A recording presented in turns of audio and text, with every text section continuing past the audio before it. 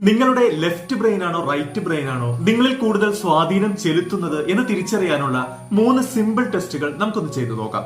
നമ്മുടെ ബ്രെയിനിന്റെ വലതുഭാഗം emotions, creativity എന്നിവ മാനേജ് ചെയ്യുകയും ബ്രെയിനിന്റെ ഇടതുഭാഗം ലോജിക്കൽ ആൻഡ് അനാലിറ്റിക്കൽ റോൾ ആണ് കൈകാര്യം ചെയ്യുന്നത്.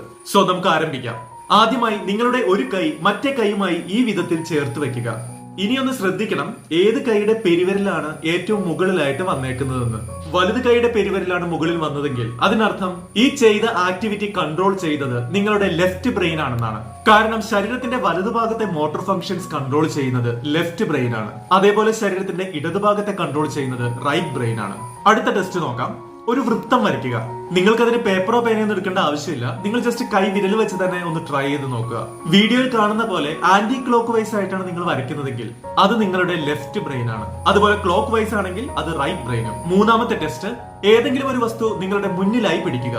അത് നിങ്ങളുടെ വിരലാകാം, ഫോണാകാം, അല്ലെങ്കിൽ ഒരു പേനയും ആകാം. ഇനി ഒരു കണ്ണടച്ചുകൊണ്ട് അതിലേക്കൊന്ന് ഫോക്കസ് ചെയ്യുക.